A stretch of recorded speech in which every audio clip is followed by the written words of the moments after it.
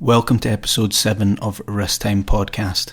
On today's episode, David and I catch up on everything that we've missed over the past couple of months, from watch purchases to the latest watch news.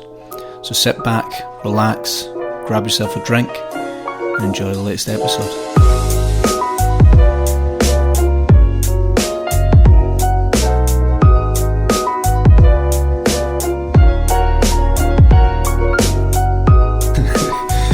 So, welcome to episode 7. Are we on 7? What's your podcast called again? It's been so long. It's been a while.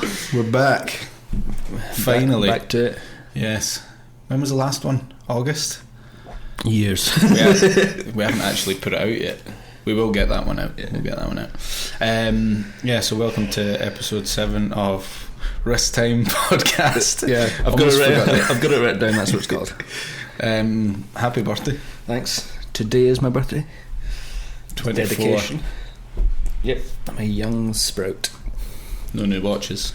Well, not today. Oh, right. Your eyes lit up. No, there is new watches that we're going to talk about, but yeah, none today, unfortunately. Alright.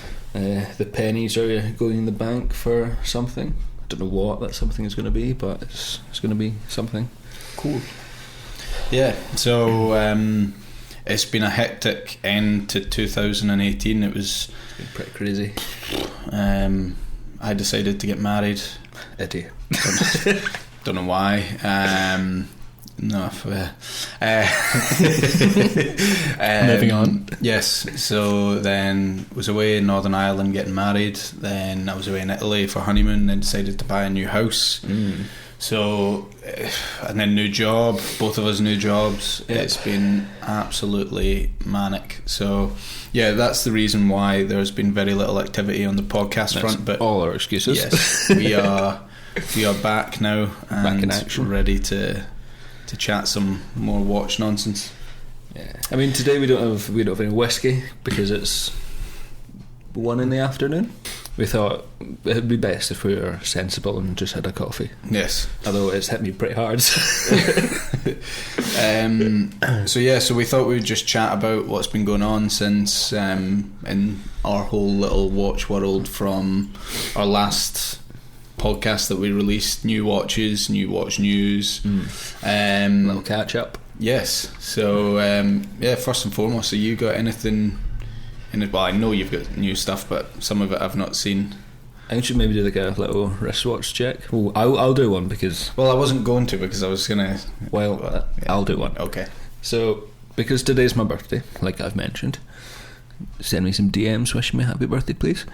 I'm wearing my first kind of proper watch. It's the watch that kind of get into it. So it's the Omega DeVille black dial, and it's rocking on a JPM X Shuck the Oyster strap, which is pretty cool. It's probably the best combination strap that I've came across for this watch so far. Is it a Shuck the Oyster strap, or is it just a strap that they bought from? No, it's a JPM, but it's been stamped Shuck the Oyster. Oh, has it? Yeah. Let me see. Oh, very nice. Which is, it's so comfy. It's one of the probably nicest. Supple. Yeah, you just put it on, it just kind of forms to your wrist. It's a lot nicer now that it's been worn. Yeah, like it's broken in. I mean, it didn't have much of kind of break-in period compared to some other leather goods. That sounded so weird. You wouldn't think you were 24, would you? But no, it's such a cool combination. Yeah, it's nice. So that's the watch I'm wearing. Screw it. I'll go with it. So what I'm wearing today is my latest acquisition purchase. Yes, Rolex Explorer 2 16570 from 1999. It's a big boy watch. Yeah. I'll just go into the story of how I got this one. Let's do it. So, this was the one that it was always going to be my first Rolex. I mean, sure. you know, it was always going to be my first Rolex. Well, you went through a bit of a roller coaster in terms of what you wanted, when you wanted it by, and Yeah. So, it was always the one that I was going back to. Sure. And basically I had my name down on a few lists for a Rolex No Date Sub, a ceramic, and it was only a couple of months after I put my name down on it that basically I put out a feeler on Instagram asking people if they found one in good condition to let me know. Yeah, Explorer 2. And thankfully, 2 guys I need to mention. Instagram names are I think it's between the lugs. Yeah. Between the lugs and Speedmaster Kid. 2 guys that sent me the same link to this guy on Chrono24 selling it, and I was a bit unsure about buying from. I've never bought from Chrono24. It was a lot of money to spend on something I was unsure about. You hear a lot of like horror stories about like fakes and all this type of stuff, or stuff that's kind of been like put together, especially on things places like Chrono24 and that sort of stuff. I think you need to be really certain you know what you're buying. But I was lucky. Well, first and foremost, after sort of messaging the guy back and forth online about the watch, I got a phone call from Hamilton and Inches saying that sub no date was available if I wanted it. So I had to make a conscious decision pretty much there and then on the spot. Do I want the sub, or do I get the Explorer 2? And it was a really difficult decision because I love the Submariner and it's a beautiful watch. I absolutely love it.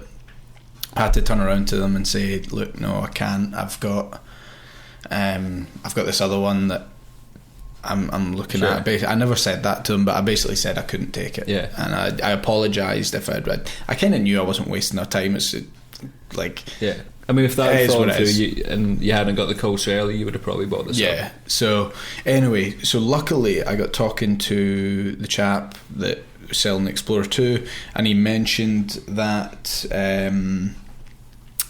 the Red Bar Glasgow to a chap that he bought the watch from in a watch dealer, who we happen to know.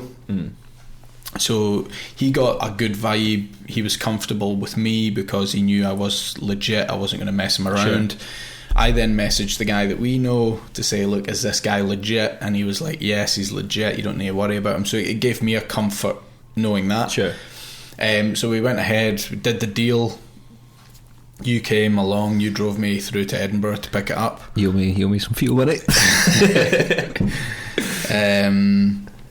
So and picked it up, and it was amazing. And then luckily through another chap that I know that used to work for Rolex, he put me in contact with a friend of his who's still at Rolex, the service centre.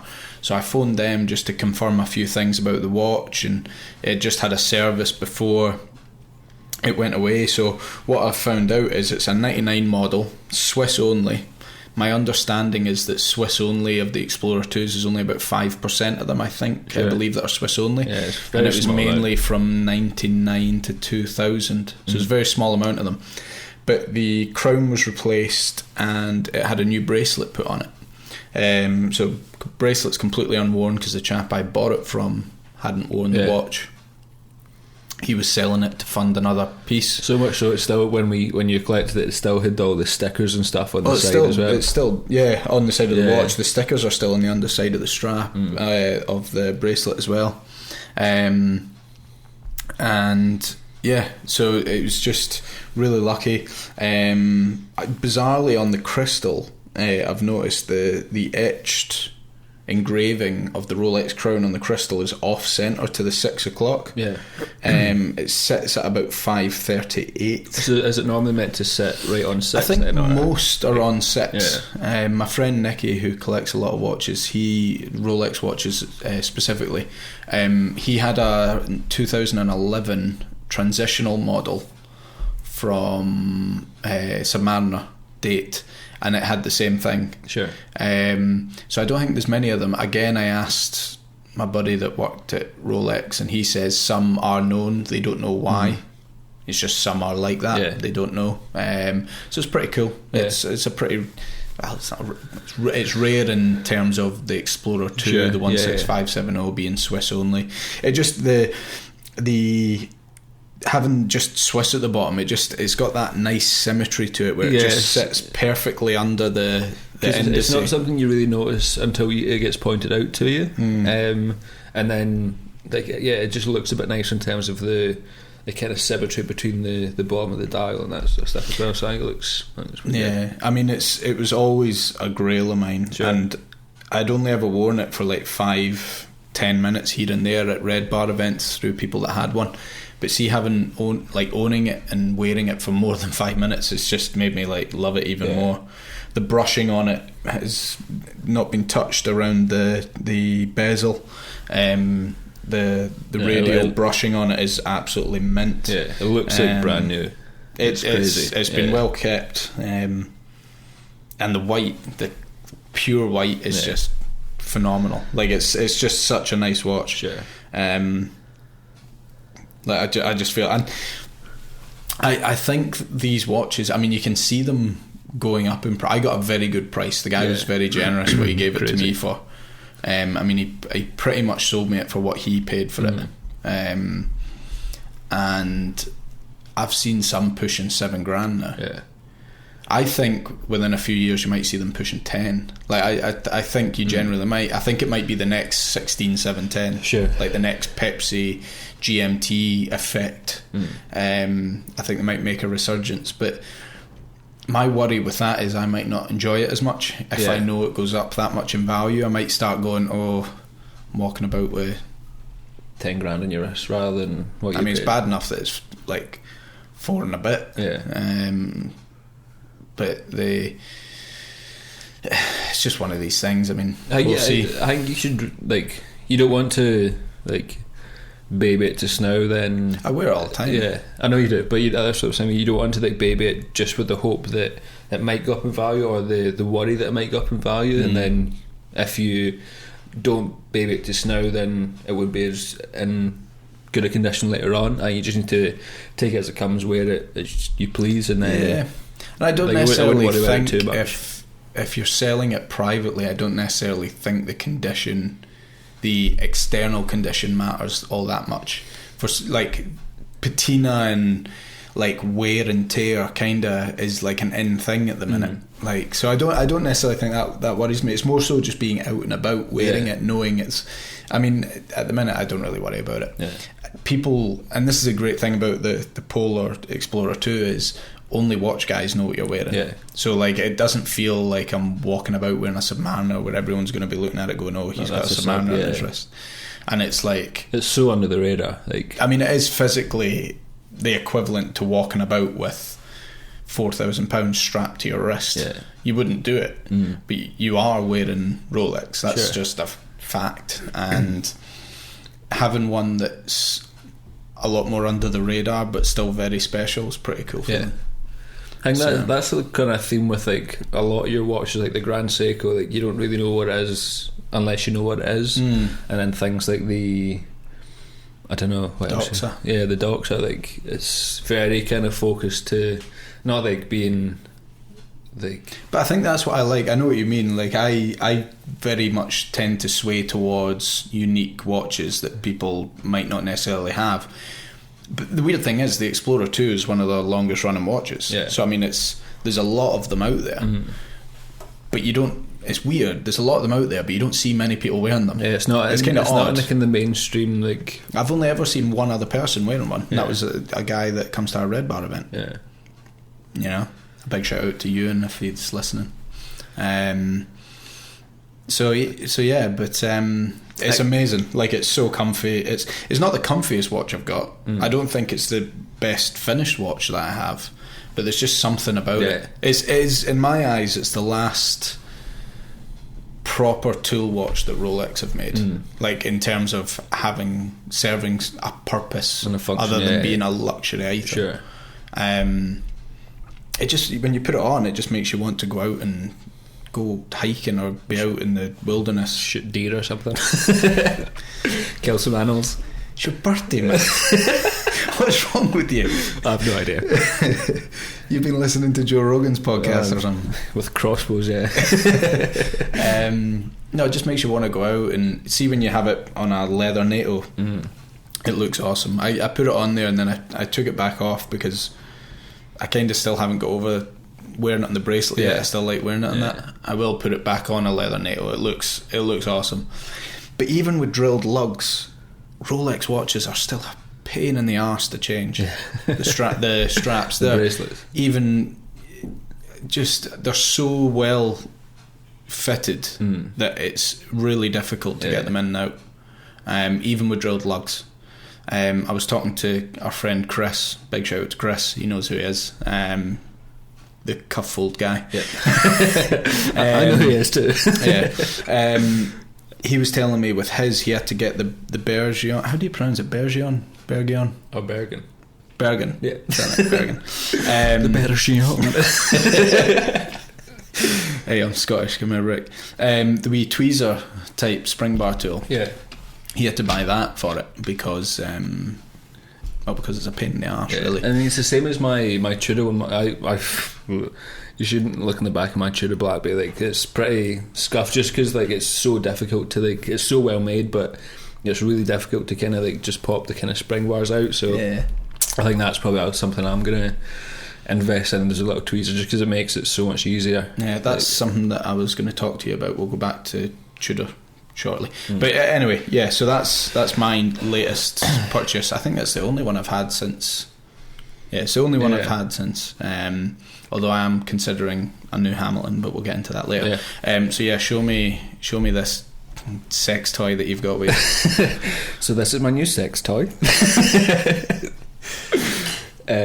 No, so I've been a busy little boy in the watch buying department. So the first one I bought was like, I think I was drunk and I was browsing the internet and Hodinkee had just released their Swatch collaboration thing, and I liked the idea of like a System 51, but I never liked any of the kind of generic ones that they do in terms of ones you can buy in the store. I liked the first Hodinkee collaboration, the limited edition one, but I didn't like it enough to like, I wasn't kind of fully sold on it at the time that it was released. And then they just released the blue and grey, and like I said, I was drunk and I was like, yeah, why not? So that is mine. I think it's such a cool watch. Like for like £100 or below, if you take away the fucking import tax, it's about £100. Like, it's such a cool watch. It's got 90-hour power reserve. The back of it's cool as well, like with all the kind of different colours and the kind of the pattern and stuff as well. And the strap, it's so comfortable. Like, it's the rubber on it's like so supple. It's so soft. I've not actually worn it like that much. I wore it quite a lot when I first got it, but it's kind of been sitting in my watch box. But I think it's just something quite cool to have. Like, it's just a fun little watch if you just want to go out in a pair of jeans and a t-shirt. Like, it looks awesome. I just wish it was smaller. It would be nice if it was like it's 38, but it's probably, I think it's probably just the movement that kind of makes it that kind of size. Yeah, it's just. But me, it wears kind of nicely. Yeah, I mean, it's partly me. I have really small wrists, so it's on the verge of being too long. It's not. Like, it wears, but it's like on the cusp. Like, it couldn't be any bigger. Yeah. I'm just surprised at how thick it is. Like, it's just. Again, I think like if it was thinner, it would wear smaller. Yeah. Like, so. Well, that's because it would be smaller. No, but I mean, you know what I mean. Like my Hamilton did it. Yeah, I'm just like, it wears quite small for the size because it's so thin. Yeah. But it's cool. Like, it's cool watch. I kind of, when I first saw it, I thought the dial was loomed. Yeah, that was just when it would have been quite cool, but it would have been very cool. Yeah, the loom on it's. Let's not talk about it. That's terrible. I think that's just Swatch loom. Yeah, though. Like, it's the same on the Hamiltons. The loom's crap. But I think, I think it's just quite a cool watch. Like, I love the hands on. They've got kind of like a more like vintagey feel compared to other ones. Yeah, it's just a cool, fun kind of I don't give a fuck type of watch. Like, it's pretty fun. I like it. And then my next acquisition, was I drunk for this again? I think so. I was probably drunk for this as well. Browsing the internet. I've not actually worn this yet. Yeah. So this is the Caravelli. Is that how you pronounce it? well, you'll probably get Caravelli. I was just going to say Caravel. Yeah, I think it's Caravel or Caravelli. But where are they from? I think they were owned by Belova, or something to that extent. I don't actually know too much about the brand. If you look at their Instagram just now, it's not worth your time. It's horrendous, the stuff that they're producing right now. I think somebody's just bought the name and then are just kind of shitting in boxes and selling to people. It's absolutely horrendous. But yes, so this is the Caravelli. It's the 666. I wouldn't try to turn the bezel. No, the bezel's pretty stiff. So this is the Devil Diver, it's called on the web. But like it's normally the original strap was like a kind of tropic strap, so similar to what you get on the Longines Legend Diver and stuff. But I got it on the Oyster bracelet, which is aftermarket. But I think it just looks so cool. Like it's got such like 1016 like vibes to it, and just in terms of the dial. I'm just going to say one thing about it. What's that? It's the perfect size. That's the thing I love most about it. It's just the size. It's so wearable. You get some photos this later. Yeah, it's probably the watch since I've got it I've worn most. Like 5 out of 7 days, that's what's been on my wrist. I knew I'd like it because I've tried on Perth's what's his name on Instagram? The Edinburgh Timepieces. Yeah. So he's got one. And even things like the Lollipop Hand, like the colour mine's like really like pumpkiny. It looks really nice, and it's like pretty still. It's still pretty in good condition. Like I don't think it's been polished at all because everything's still pretty sharp in terms of the case. But yeah, it's a cool fucking watch. Yeah, and so I've not actually showed Alan this yet. In real life. So this is the Seiko SRP C44, I believe, aka the Golden Turtle. This was the sex toy I was referring to earlier on. I love this watch. It can only be described as pretty punchy. Like there's no other Garish. way. No, pretty punchy is what I'd call it. But I like I say, I absolutely love this. It's incredible.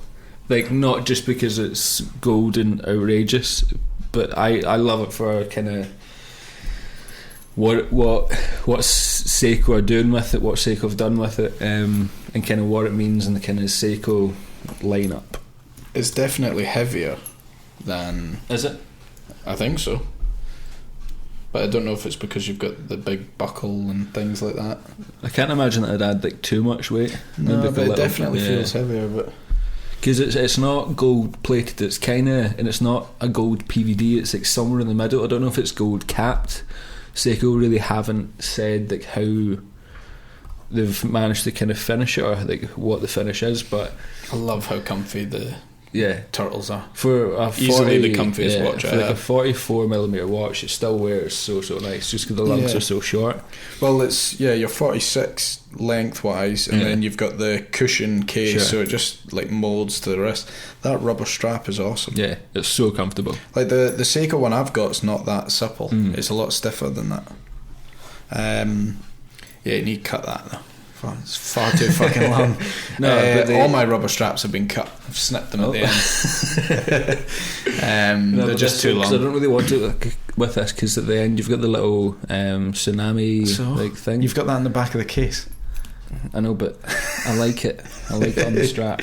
I hate having the tail mind. showing up in photos. It's the most annoying thing. It's nice. It's not as bad as it looks in your photos. Exactly. That's what I've been saying. Like when you see photos of it, you're like, "What the fuck?" But see, when you see it in the flesh, you're not going to be able to wear that out like on a night out. Like if you're what would you wear it with? Yeah, I mean, I wouldn't wear my turtle either. The paddy one I've got, but like it's. yeah, you kind of like, at least, I don't know, the Paddy one I think you can wear with casual clothes. This, I mean, it really does stand out. No, I've worn that with like a t-shirt and jeans and it still looks like shit hot. The thing I think for like summer and stuff, yeah, it's great. Yeah, it's like a kind of summery watch. But in terms of like autumn winter clothes, it would be very hard to pair with, I think. Well, unless you just don't give a fuck. I don't really give a fuck. No, it's cool. Yeah. Like, I do like it. No, I think the thing I like, like I've kind of been thinking about, like, since I've got it, like it's Seiko just being, yeah, why not? Let's do this. Let's just have a bit of fun. Like, they're not taking themselves too seriously. It's not meant to look like something that's overly like more expensive than it actually is. They know what the Seiko, the Turtles like price range is. They know like where it sits in the market. It's not for people who want a gold watch but can't afford a gold watch. It's that kind of, you've got a tool watch and it's probably Seiko's kind of, in their current lineup, probably their best tool watch in terms of like a dive watch, at least anyway. And to take that, probably the most iconic Seiko dive watch, maybe apart from the SKX, but I'd probably say the Turtle in terms of its mainstream kind of notability. It's probably the most kind of famous one. I think when they've taken that all what that watch is and then went, fuck it, let's make it gold, let's make it so punchy and so like out there in terms of how much bling it's got, but it still looks like a tool watch. Like, it's not fancy in any way. It's just because it's gold doesn't mean it makes it fancy. I think they've absolutely nailed it. It's just them kind of going, yeah, let's have a bit of fun. I think the one thing that I would change is I wouldn't have the gold numerals on the bezel. I would have them white. Just because I just think that's, don't take this the wrong way, but I think that sort of cheapens it a little bit, but not like in a bad way. I'm just nitpicking. Yeah. But I think if they were white, it would match the indices on the dial, and I just think it would flow a lot nicer. Because I quite like the kind of texting bell because it matches the hands and stuff as well. So I think it all kind of works quite well. But it's because this has got a sunburst style on it as well, which, and seeing like bright sunlight, it's awesome. It's so much nicer than the standard kind of Seiko like matte dials, especially things like the Turtles, or the standard ones anyway. But yeah, the sunburst style, and that's so nice. It's not something that really comes across in photographs. But yeah, I absolutely love the dial on this as well. So that's my 3 latest purchases. Pretty good. They are nice. I do like that caravelle. It is the perfect size. Yeah, it's a very, very nice watch. I'm gonna put it on. Do it. So yeah, so that's sort of caught up, I guess, in terms of what watches we've bought. And I also want to sell. I also want to sell some watches. So like, I love the Hamilton khaki. I know that you've got something to say about it later on or next, but I love it too. I think it's a great watch for the sort of price point. It's fantastic, but I just never wear it. Like, just because if I had all my watches, I would always pick something else over it, and I don't like having that watch that is a great watch. I know it, like, it's awesome. I just don't like it sitting there doing nothing. So why don't you just wear it? Because I like my other watches better. I'm not gonna like. I never feel like in the mood to wear that watch. Like, there's always something like I pick over it basically. Yeah, so that's for sale. Again, if you want it for a very good price, slide into my DMs. Nice plug.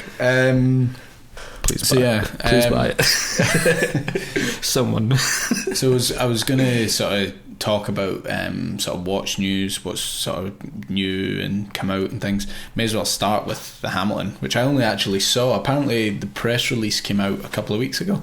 Oh really? I completely missed it. I never saw it. Yeah, I didn't see which is odd, because I'm I'm always looking. It's bizarre. I don't know how I missed that one. Anyway, saw the photo, saw Worn and Wound posted it, looked at it.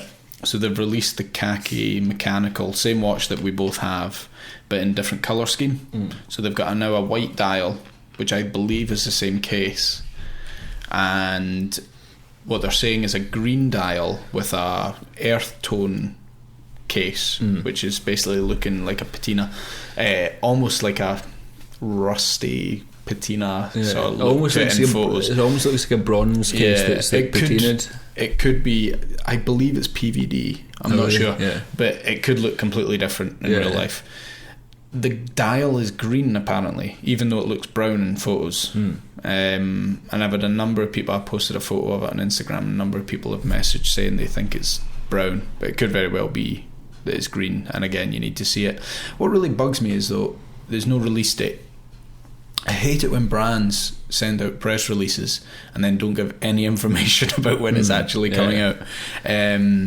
I mean, so, how normally like, they release something and then bring it out, whereas there's some odd. like Longines. Well, no, the khaki they released it. Did they not release it in Japan? They released it in first? Japan first, but I think they initially said that. Was and it then, Japan? Yeah. So you could only buy it from their boutique in Tokyo or Ginza or something. Right. But yeah, so I may, depending on how nice it is, I think the photos of it look lovely. Yeah, because like I said, I'd only seen it because you posted about it. If I hadn't seen your post, I would be none the wiser. So I may get rid of the one I have and get that. Yeah. Or I may just get it. I have both. Well, if you get two SKXs, why wouldn't you have two Hamiltons? Yeah. Or two khakis? We'll see. So we'll wait and see for that. Anyway, so that's new. Yeah. I suppose but that's quite similar to the Hodinkee IWC thing they released. I don't get the pricing on that. Yeah. Because even if you're buying that here in the UK and then you get hit with import tax, it's a lot of money. Yeah.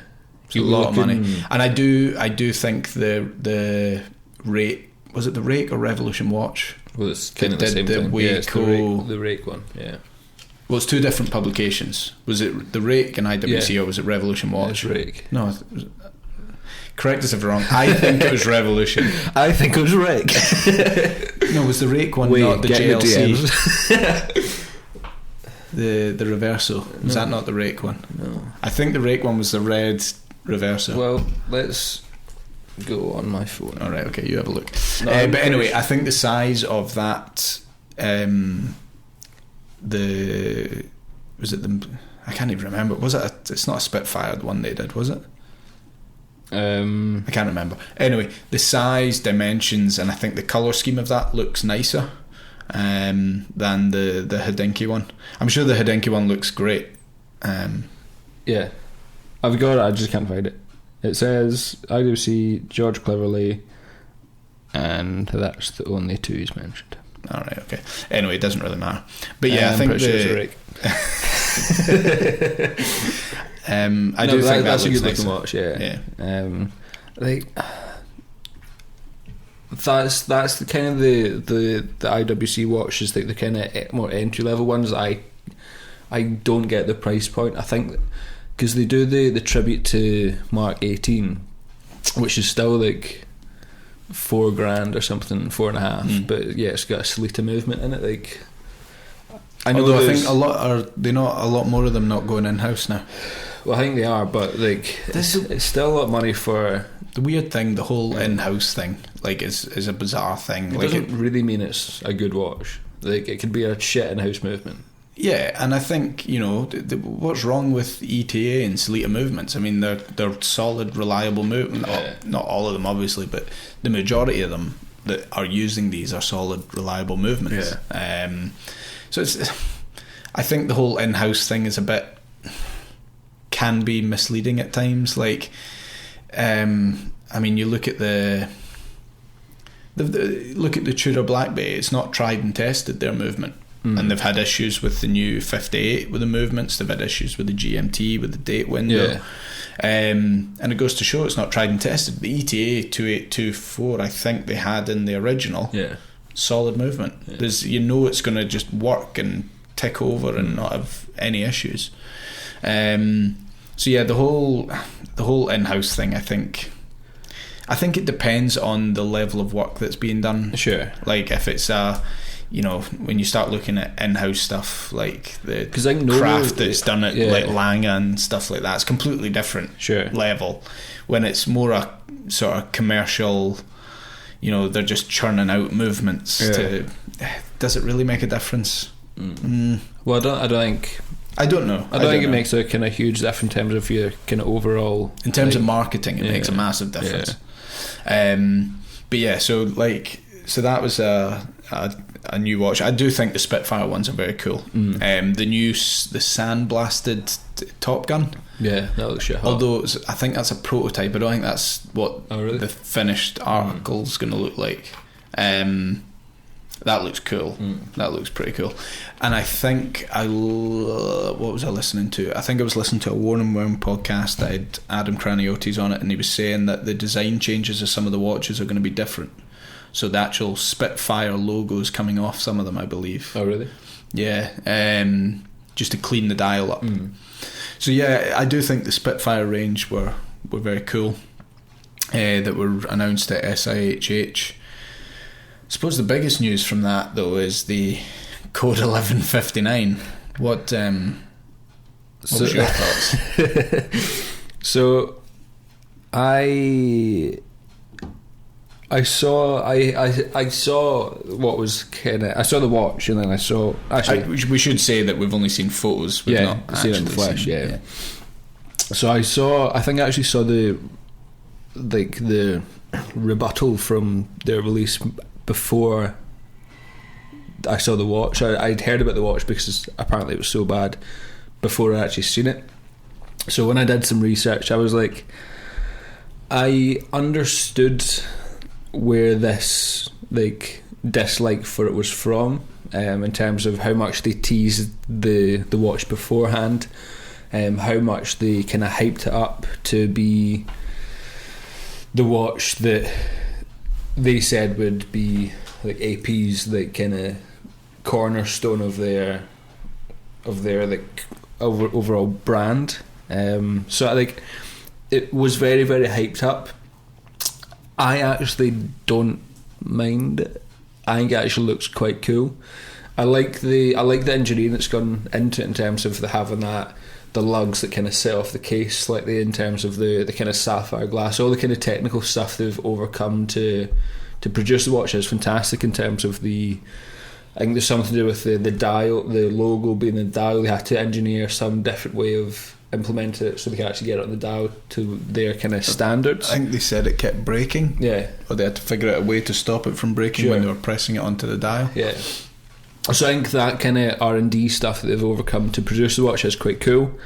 I think the overall dial layout it's a bit kind of generic. Like, you see so many comparisons of when all this, I mean, I'm going to kind of call it like bandwagoning, because everybody kind of jumped on this idea, rightly or wrongly so, that it was a terrible watch. They'd not thought about it. It was just something they'd produced in 5 minutes and just pumped it out to make loads and loads of money, which I don't think was the case. I would think they actually did produce a really high quality watch with really good intentions. I just don't think it was received how they wanted to be received, basically. The thing is, but for a brand like AP, yeah, to have such a terrible launch of one of their watches, is it terrible? But again, people are talking about exactly. it. So we're sitting here talking about it.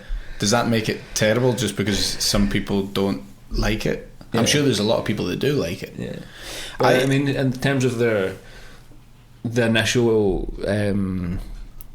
reaction. The initial reaction wasn't good. Probably not what they'd hoped for. I mean, they didn't produce it to be, we want this to be like the first Royal Oak where people hate it and it's set above its price point. I mean, I think looking at photos of it, obviously I've not seen one in person, I've not touched one.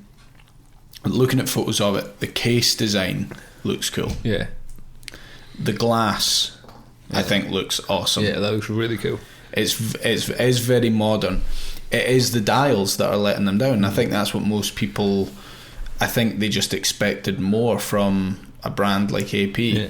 And it's hard. I mean, you're you're competing with the Royal Oak. Yeah. You were never going to win. Yeah. Like it was never going to be the outcome where everyone was going to be amazing. Like I just don't think it would have. I think it would have taken a hell of a lot to have got people out of that mindset. And I think it's just the Royal Oak is and forever will be their thing, their golden child. It's their go-to. It's, you know, it is AP. Like when you think about AP, you think about a Royal Oak. Yeah. Like, I think it's just because that's what they've made for so long. Yeah. Like at least Rolex throughout the years have brought out different models. They are, don't get me wrong, very similar. The GMT, the Submariner, even Patek, like Explorers, and so on. So it's a tough one. It would be very interesting to see it in the metal. Yeah, I actually love the one I really like is the one where it's got the kind of cosmic dial. I think that looks the best out of the three, or the however many there are. I think they owe royalties to Chris at Creo Designs for that one. I think he's been doing that for a long time. Yeah. I think they've been snooping on his Instagram. But they also released the new. Is it limited? The it's not salmon. The sort of pink gold. Yeah. Or whatever dial 38 millimeter. 38. No, they released a 30. Is it 37? And they also released a 38, I believe, as well. We should have done this sooner. Yes, we should have done it sooner. But yeah, so they released some new Royal Oaks. They, I mean, do just look lovely. Yeah, it's the winner for them. Sure. So it's not all bad news. I don't think the whole thing was bad news for them anyway, because I think people are talking about it. They're going to sell. Yeah, they're obviously going to sell because they'll have their... Any press is good press. Yeah, because I think if you look at any kind of sphere of like who's looking at these like watches, realistically looking to buy them, they've got the money they can drop on and not really mind. It's not going to be someone who is a kind of it's going to sound really dickish. It's not going to be somebody who's like a really well-rounded collector who's buying it because it's got like the heritage of AP, and it's not going to be your first Audemars Piguet. Sure, yeah. It's people that are buying that, I think, are going to be people that have bought into the brand already. Yeah. I don't think you would buy that as your first. Because I was watching an interview, and the CEO was like, they said they did a kind of press event before the watch is released, so they had about, was it like 100 or so, or like 500 to sell or something like initially, or maybe 100 or 200, whatever. But they said on the first night they invited their best clients, so all the people who just buy everything basically, and they said they sold about, I think it was like 70% of the watches in that one night. So people are going to buy them. I just don't think it'll have as much kind of this revolutionary change that they initially thought it would have, because I think they initially said that it would make up 25% of AP's annual like watch sales. So I don't think that's going to be the result. It could, but I just don't see it. So yeah, that was the 1159. What did you make of the Richard Mille? The sweeties. What was the name? We should have done a lot more research before doing this. I can't even remember the name of the sort of collection that's within. I can't remember. I thought the white one with what looked like the twisted ice lolly in the middle looked amazing. I loved them. Because I was talking about to my mum like the other day, just because I don't know how we got into it. She's got a Richard Mille. Yeah, she's got plenty. No, she doesn't. Yeah, and I was just like, it's a brand that, again, it's kind of the same, but not really, as this what Seiko doing a Gold Turtle. It's them just playing about with R&D, playing about with, because it's all like ceramic and stuff, just playing about with what they can do in terms of their materials, the processes that they actually implement to their watches. I think it's just them having fun, being like, yeah, this is a cool idea, it's a fun idea, let's just go with it. And to be honest, the people who are buying these types of watches, they'll buy on like impulse. They'll buy because it's something quirky, it's something quite extravagant, it's something really far out. I don't necessarily think they buy on impulse just because they're wealthy, but I do think that people that are buying that are already bought into the brand. Yeah, cool watches. I think they're just like, hey, we can do it. Why not? It's quirky. It was something quite refreshing to actually see. If you can afford one, why not? Sure. It's all relative at the end of the day. So it's harder for guys like you and I that just can't fathom what it's like to have that amount of money. To be able to drop something on a watch, not only just dropping that amount of money on a watch, but dropping that amount of money on something that looks like kind of watch. You know, something that looks like a lollipop. So all credit to them. I thought it was pretty cool. The other one I found pretty weird, again doing it because they can, the Moser Apple minute repeater. I loved that. I saw it and I was like, yep, because I love Moser as a brand. I love the kind of marketing. I'm surprised there's not like what do you call it? A table. Sort of like cult. No, copyright sort of infringement there with the Apple Watch.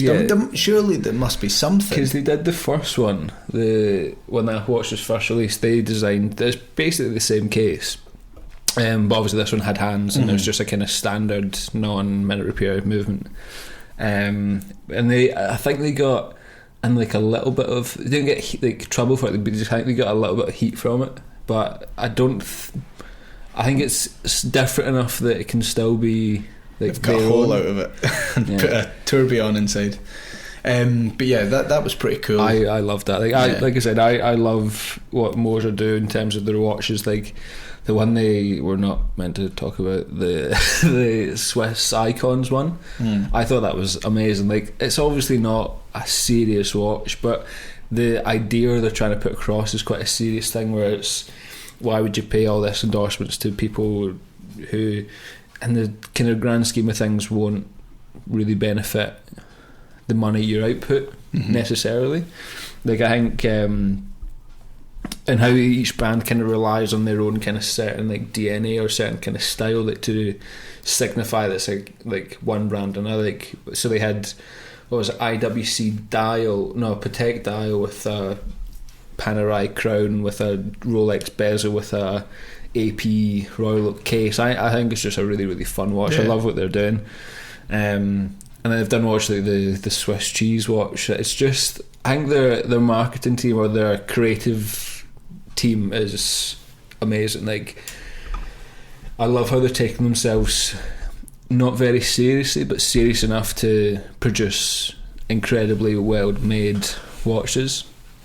And having a minute repeater with a tourbillon with no hands is, it's stupid. It's stupid, but I love it. It's probably my favourite release of. Someone who's going to buy that watch is buying it to collect it and stick it away somewhere and look at it every now and then. You're not going to wear it. I'd wear it. I wouldn't want to be around you wearing it. I wouldn't want to every time you look at the watch. But yeah, the one standout one, it's way out of my realm of ever possibly owning. I thought the most stunning one was the JLC Westminster chime. That thing was bloody stunning. That's pretty. Is that the one with front and back? It's the what's it called? The gyro tourbillon, it's like or something. 5-axis gyro tourbillon. That thing just looks ridiculous in terms of the finishing, the work, the craft, the design, everything about it just looks the tits. So yeah, that thing was the one that stood out for me. That and the Spitfires, the IWCs, they looked awesome. They were the ones that sort of caught my eye. But you know, moving on from SIHH. No, one more. I'll tell you my favourite. One more. So it's not really a brand that I've kind of been overly like sold on in the past. Like I think they're quite cool in terms of like their designs and stuff, but it's never really something I've been like kind of too inclined to like actually being like, oh, I could drop some money on this. Again, this watch is getting out of my kind of price point at the minute. I say at the minute, but so it's Mont Blanc, and so each year they do a limited edition using what's the movement called again? It's by a brand Minerva. So it's a Minerva, so it's the chronograph. It's a kind of quite complex movement from the 1940s, I think. So each year they do a set of limited watches that have this movement in it. So they release this. It's the Pulsations dial. So it's a salmon dial with the Minerva movement in it. I think that looks phenomenal. It's about 30 grand, so it's quite expensive, but it's so Does cool. that look phenomenal? Because it's very similar to like the salmon dial Pateks and... Well, I think it's APs. I think that's a stunning look for a brand like Mont Blanc, where they're still still trying to get into their stride of watchmaking. I think they're doing quite a good job of it with the kind of stuff they're releasing. I think that looks absolutely stunning, and for the sort of the price went with a movement like that, with that kind of level of detail, level of design, I think it looks shit hot. That was my favourite. It is nice. But they've I do released like is it a chronograph? They released another salmon dial which is like under the $2,000 mark, which again looks amazing. For that sort of price point, it's fantastic. But oh god, is that coffee? But again, yeah, I'd want to see it in the flesh just to kind of see if it does, if the looks kind of equal, or the... What size is it? I think this one is I have no idea. It should tell me a second. Just wait for David to get the dimensions. 40 mil. Okay. Which is, I think, for a chronograph that would wear quite nice, I think. 38. It would have been nicer, yeah. But it's, yeah, $32,000. Crazy. It's quite a lot. Yeah. But yeah, so... But didn't they just release, like... Was it a moon phase and a perpetual calendar? Yeah, so it's this one here. So it's a moon phase, a perpetual calendar, and something else. It's in 18 karat red gold for $28,000, which again seems like a lot of money, but for a perpetual calendar, that's actually not too bad.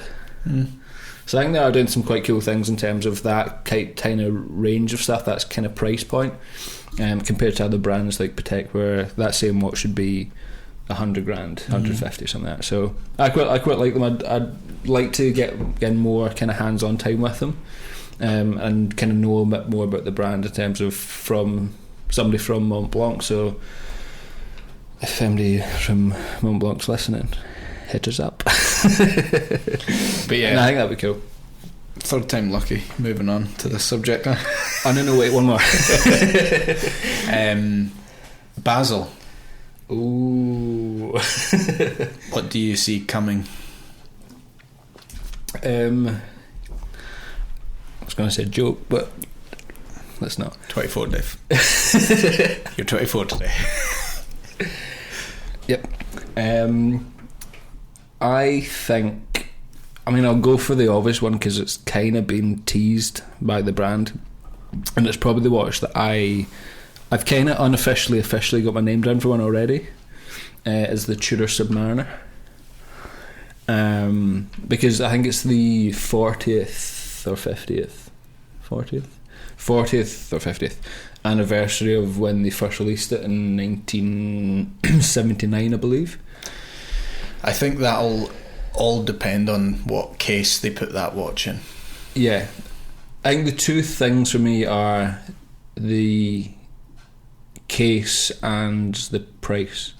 I don't think it'll be hideous. I think it'll be at most 4.5.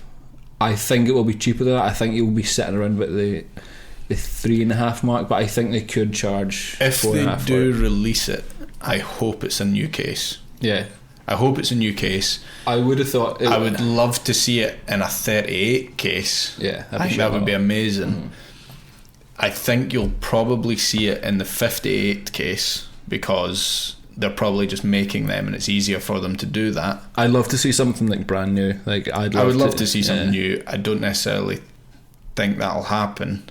I think from what I'd be disappointed if they put it in the standard Black Bay case. I don't think I think this is going to be a separate entity from the Black Bay. I really hope it is, because they can't. I don't think they can go on much longer just relying on the Black Bay in terms of its. It might be a Black Bay Submariner. It could be, but I think they've done so many Black Bay iterations where the chronograph, the steel and gold, the 58, the GMT, they're not really given any of their other parts of the collection much time. They've done the bronzes as well. I think if they updated things like the Pelagos, but like a GMT Pelagos is pretty cool. I think having the Submariner as a kind of separate line or a separate kind of thing in its own would be really cool. But I'd love to see it in the kind of 38, 39 case. It'd be hilarious if they just never released anything. I know, that'd be funny. So annoying. So they've teased it. So they've put a photo of their 12 o'clock Indus on their Instagram. So it's applied onto the dial. So it's not got any surrounds or something like that. So it looks, from the photo they've released, it looks pretty tool watchy. So that's kind of what I'm looking forward to most, just because I think it'll be relatively easy to get in comparison to the Rolex. Whatever they release will be gone. I think there'll be something from them that'll like you Tudor. So whether, I think it all depends on what case they put it in. I think you might see some things from Rolex. So I think, going by their social media, I think it's pretty certain that there'll be a new Milgauss. So that's all. If you look into social media, it's all they're banging on about. So I think you may see a redesign. Yeah, that would be from cool. that point. I'd love to see a Milgauss with a bezel, one of the kind of original-ish one. I think that would be so cool. I don't necessarily. But I don't think they would, because the other rumours I've heard are Rolex are going to go back to the sort of slimmer cases. So they're going back to the sort of smaller lugs, slimmer case. Again, just a rumour. I think, if anything, though, if I had to put my money on it, I think you'll see a movement upgrade before you see that. You might see both, I don't know. But I think they need to. I think you'll put like a sub movement upgrade. I think you'll just see bigger. I think you'll just upgrade. see longer power reserves. First of all, it's the one thing that they're lacking. If Tudor can put a 70-hour power reserve in a watch that is thinner-ish, or just the same as a sub, why aren't Rolex? Then there's rumours of lines being discontinued and the Batman, the Hulk, that type of stuff. Who knows? But I think with Rolex, who knows is the kind of the defining sentence that you can always rely on. Nobody can predict what they're going to do. There's rumours that there's going to be the Coke GMT, but I wouldn't want to see another GMT iteration. I think they're relying too heavily. I'd like to see something just new, innovative, fresh from them, not just let's change the blue and black to a red and black. I think that'd be quite disappointing. I find with the likes of the GMT they currently have, I just don't think they've got the ceramic right yet. The colour, I quite like it. I know that because I've seen some more stuff recently that there's different versions of it. So the early ones are a lot more kind of purpley and a lot more kind of raspberry. They don't have a consistency with them. Whereas the ones that kind of the later ones, the ones produced now, they're said to be a Mark 1 and Mark 2 bezels, just because there's so much of a difference. So I think they've tweaked it along the way. I don't think it's in terms of consistency, because for a company like Rolex, I don't think it's inability to be consistent. I think it's they've altered the way they make it. It does go back to consistency. They never started with that, and they've had to change. Well, I don't think the fact that they've had to change. I think it's the fact that advancements have been made, or comments have been made. Okay, so they've made it better, without actually saying they've made it better. Sure. Is that fair on people that bought older ones? Well, if you bought it, because I don't think they've made it better. I think they've just. I think that's a consistency thing, personally. Unless they've come out and say, we have improved the bezel, this is going to be a Mark II version. Well, I think it sort of sets the record straight for people who have already bought the watch. I don't think they have to, because they've done it before in the past where they've. I'm not saying they have to. Yeah. I'm just saying it's a bit shitty. But it's Rolex. I know it's Rolex. Can do what they want. Yes, they can, and any company can do what they want. Yeah. But from like a customer service point of view. No, I don't necessarily see. I think it's just they've made improvements to the product. They've made improvements, or they've made changes to the way they produce the part, which has altered the effect of the way it looks. I don't think that's anything they need to declare. I don't really care, to be honest. See, I'm the opposite. I think that is something they should declare. I just don't necessarily think it's very fair for people who bought, if they haven't perfected the. But if they bought it in the first place, like, they liked it then, so. Yeah, but if they've made it better, they've made tweaks, they've made changes. That's down to preference, really. I'm not saying they shouldn't make the changes. I'm just saying they should be open about the changes and say they've made the changes, rather than just have people like me and you just sitting here guessing. But again, that might show like a sign of their inability, inconsistency. Not inconsistency. their initial inability to get it right. Yeah, fuck off. We could go round in circles about that all day. Yeah. But I know what you mean. I know what you mean, and you know what I mean, and I'm right and you're wrong. Anyway, so there's rumours of these coming out. There's the new, well, I say new, there's the updated 321 Omega movement that's been announced. Yeah. Well, which is rumoured to have a ridiculous price point. Well, it's £15,000 in a normal Speedmaster professional case. I think so, yeah. That's madness. For a movement that they stopped producing because it was too complicated to service, and you're not even going to see it. Is it going to be an open case back? Probably not. Well, it might be. Okay, so you might see it. Yeah. That might. Is that even still worth a 15k price point? Yeah. On a watch that's what, 4.5? Yeah. You gonna try to justify this? I'll try. So I've not seen it. I've not done much research. I've been told bits and bobs. I think once you talk to somebody in Omega and you get all the facts from it, I think it might warrant the price point, depending on what it's got. You're shaking your head, but I'm going to keep on talking. So from what I've heard is it's built by the same person from start to finish. It's, if you ever send it back for a service, which you probably will because it's quite a complex movement, but it goes back to the same person. Let me stop you there. Okay. My argument with you saying that you're going to send it back, any modern movement, I realise it's an upgrade of an old movement. Any current modern movement, I don't believe should go back for a service for at least 10 years. I mean, Rolex, if Rolex are doing it as standard, why can't other brands? You know, Seiko SKXs have been known to go 15 years without a service. Yeah. Carry on. Well, no, I think if watches can go on longer without a service, but that doesn't necessarily mean it's a good practice to get into. It's like your car. Like, you would want to have it regularly serviced because it's a mechanical entity that's running off of oil, cogs, gears, blah blah blah. You would want to make sure it was running to the best of its ability. Your watch isn't going to kill you though if it's not running right. Well, it could. This could definitely kill someone if you swallowed it and choked on it and died. Or like you say, one person's going to make it from start to finish. I think that's it could be the case. I'm sure there's enough people at Omega that they could have someone, more than one person, put the watch together. I think a lot of it is probably a marketing thing.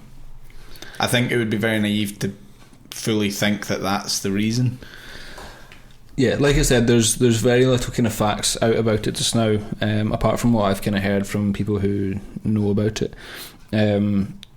I like I said, I would like to see it and be kind of fleshed out more in terms of the information behind it before we kind of like talk too much. I think it's a cool watch. I did want to try and get one until I found out the price. I was like, nope, no. I was like, could this be the Speedmaster that I get? It's 321. It'd be awesome. But you it'd be knew so when cool. they announced it. I knew it would be expensive, but I didn't realise how expensive it would be. Like I thought it would be 6, 7, maybe 8. I did not realise it would be 15. But that's rumours. We don't know for certain. That's just what we've heard. Yeah.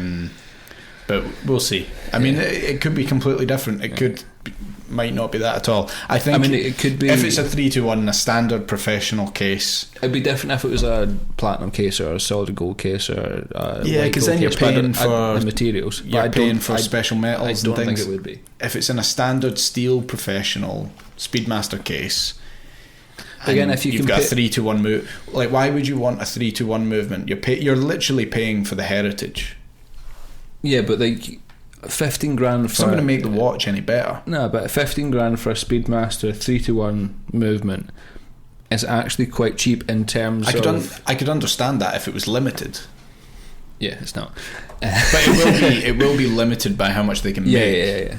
Yeah. But like when you compare that to the vintage market for a decent, really good condition Speedmaster 3-to-1 movement, you're looking at. But you'd be silly to buy one. 20, 30, 40 grand. Yeah, but you'd be unless you're buying as an investment, you'd be silly to buy one. You wouldn't wear it every day. Like imagine you came up with an issue with the movement. It'd be so expensive to service. Yeah. If you can you even get them serviced, the 3-to-1 movements? Probably by Omega, and there'll be a massive premium on that. Yeah. It'll be interesting to see. I think a lot of people are a lot of brands are feeding off of this whole. I don't know. It's feeding off of the vintage market and going back to like Tudor with their 58, going back to their case sizes, the Tudor sub if that was to come out. And then people are criticising brands like AP for doing something different and modernising the watches. So it's kind of like you can't win at the minute. Like it's, I mean, I suppose they could if they brought these watches, the more sort of vintage looking modern pieces out, but without that premium because it's a reissue. Well, I think that's what like Longines are doing quite well. Like they are kind of owning their heritage line in terms of the dogs have milked it with the black lungs. Yeah. So I think there's some brands doing some pretty cool things. Again, it's one of these watches I want to see in the flesh, and obviously Swatch aren't going to be at Basel, so they'll have their own thing because they've got so many brands like Omega, Blancpain, Rado, Longines. It'll be interesting to see how long Basel and SIHH keep going. I don't think it'll be long before you don't see them. Just with social media, with brands going direct to consumers now, AP looking to pull out of or certainly reduce their distribution. Yeah. I just don't see why. I don't see it being very long lasting. I don't necessarily see them going another 10 years. I think SIHH has got more of a lifespan or life expectancy than Basel. I think Basel's kind of. If any other brands, like big brands like Rolex or Patek, I think pull out of it'll Basel, take one of them to end it. It'll take one of them pulling out to end it. There's talk. I heard a rumour of 24, Dave. 24. There's rumours of Rolex buying Patek. Really? Yes. Well, they're up for sale, are they not? And I heard a rumour that I imagine it's a silly rumour that's probably been made up. I can't see that happening. But yeah, anyway, that's just a rumour. There's no. I just heard it through other watch guys. But a few guys that we know went to SIHH, and I was speaking to them, and I asked them how it was when they went, and they were like, it was really good. And I went, did you get hands-on with the watches? No. I was like, okay, so you went all the way to Switzerland to look, and you got to see it. That's fine. Like Geneva and the experience is fine. But to me, to go to that event and not get hands-on and looking at them through glass, I just think a bit of a waste of time. Waste of time. Yeah. Not even the money aspect of it. Just I could see better photos of it than through reflective glass. And even like Revolution did really good. I think they had the best content that was surrounding the SIHH. So they did so many videos, like the day, like when the thing was still on. Like they did so many good videos about kind of a full lineup of all the watches from pretty much all the kind of big brands, and talked about it fully in terms of where their brands' ideas came from, the production of the new releases, and then kind of the final thoughts about like what the brand's doing. Whereas Hodinkee put out 2 videos. I was going to say Revolution certainly did the best videos, I think, of the coverage. Hodinkee's written coverage though was, I mean, they were covering everything. You couldn't really go wrong on that front. But and the production. But I think the production level of Hodinkee videos is so high that might be why. I don't know. Maybe that's why it takes too much time. They don't have the time. It's so rushed at SIHH trying to get in and out. Because you could tell with Revolutions, it could have been shot on a phone. Yeah. I mean, but that doesn't really matter. Yeah. Like, because it's way the content's still way still cool good. Sitting down chatting. Can I just say something? He's a fucking badass motherfucker. He should do stand up. Way cool. If ever you decide to listen to this silly little podcast, I highly recommend you do stand up. That is, get really drunk first. He is a funny guy. He is a really funny guy. But yeah, their coverage was awesome. So yeah, I mean, it's your go-to. Revolution and Hodinkee are the sort of 2, I suppose, that most people go to. But it'll be interesting to see. Again, that says, I mean, I certainly wouldn't go if you never got hands-on.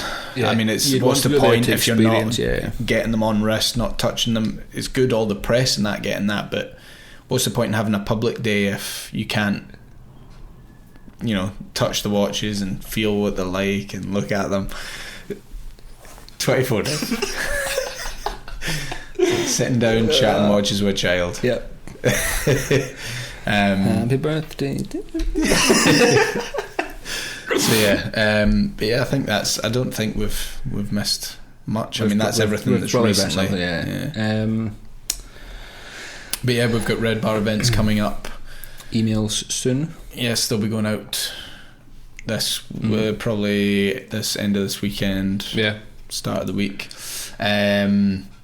Yeah, and hopefully these podcasts will be a lot more regular. Yeah, no, they definitely will be. We're certainly not going to let them sort of run our lives. So there isn't a set day really that these are going to come out on. We'll fire them out when we can.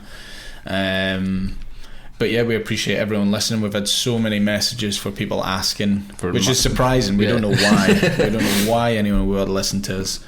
We kind of this is a conversation that we would have if we were in the pub talking watches. We may as well record it and stick it on the internet. Yeah. I mean, normally we are drinking alcohol, but like it says, we could start drinking now. Yeah. But yeah, so we will keep these coming, and thank you for listening. Thank you. Ciao, ciao. See you later.